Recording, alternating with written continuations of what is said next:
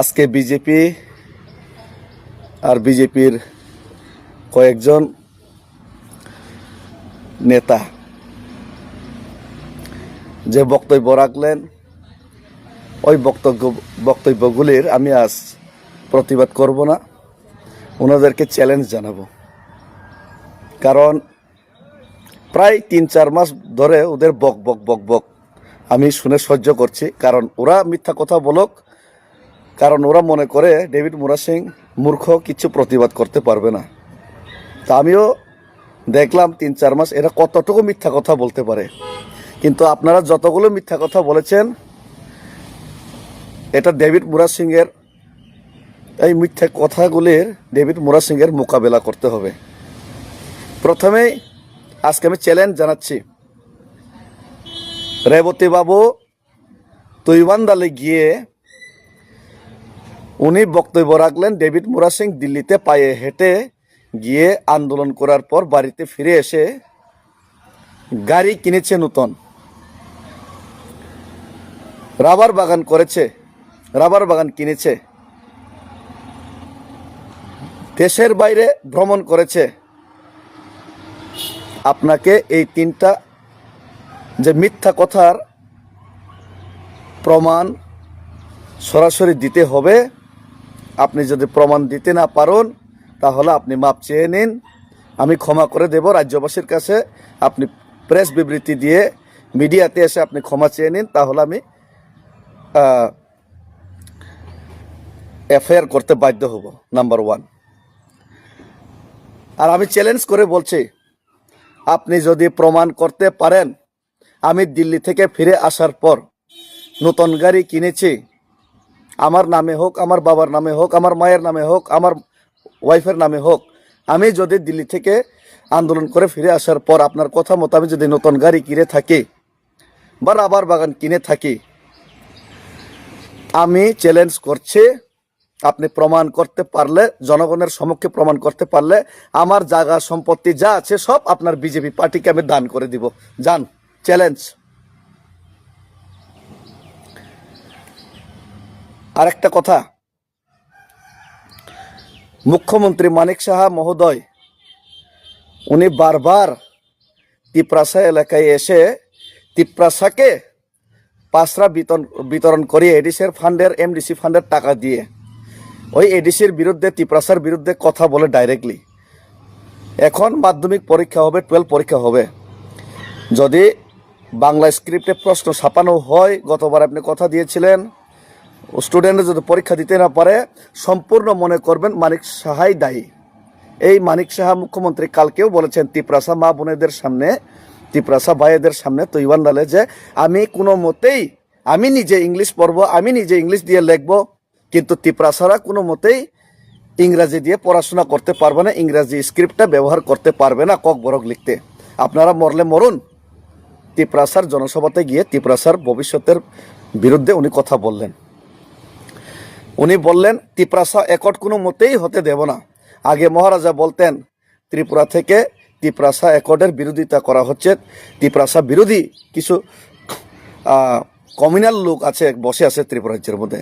আজকে জানতে পারলাম ওই কমিউনাল ব্যক্তিটি, যিনি আজকে তৈবান্দালে জনসভাতে গিয়ে বললেন যে তিপ্রাসা একট হতে দেব না, তিপ্রাসাদের বিরুদ্ধে আমি আছি, এটা উনি নিজেই বললেন।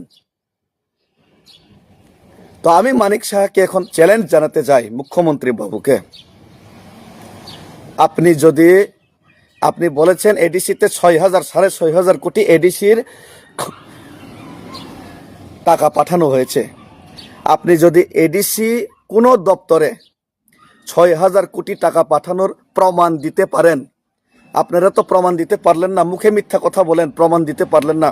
প্রমাণ যদি দিতে পারেন, আমি নিজের সম্পত্তি সমস্ত কিছু, আমার সম্পত্তি সমস্ত কিছু যা আছে বিজেপি পার্টিকে আমি দান করে দিব। যান, প্রমাণ করুন আপনি যে 6,000 কোটি এডিসিকে পাঠিয়েছেন।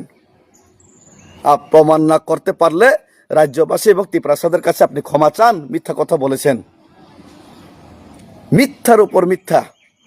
চ্যালেঞ্জ জানাচ্ছি, আমি আমার সমস্ত সম্পত্তি আমি দিয়ে দেব আপনাকে, যা আছে সব দিয়ে দেব আপনারা যদি প্রমাণ করতে পারেন আপনাদের মিথ্যা কথার সপক্ষে। আরেকটা কথা, আপনারা টাকার কথা সব সময় বলেন, টাকা খান বলে টাকার কথা বলেন। ভিডিও গতকালকে আমার হাতে এসেছে, আমি বানাইনি, আপনাদের বিজেপির কার্যকর্তারা বানিয়েছে। আপনার এমডিসি পদ্মলোচন বাবু প্রকাশ্যে বলছেন যুব মোর্চার টাকা খেয়ে নিয়েছে সমীর নোয়াতিয়া। গামাইসরা রাস্তার টাকা 2.5 লক্ষ টাকা না কত লক্ষ টাকা খেয়ে নিয়েছে। আমি বলছি না, এমডিসি পদ্মবাবু বলছে টাকা ভাগ বাটোয়ারা ঠিক মতো হয়নি, উনি প্রকাশ্যে ভিডিওর মধ্যে বলছে। আর ওনার বিজেপির নেতারাই ওই ভিডিওগুলো আমাকে পাঠাচ্ছে, আরো প্রমাণ আছে।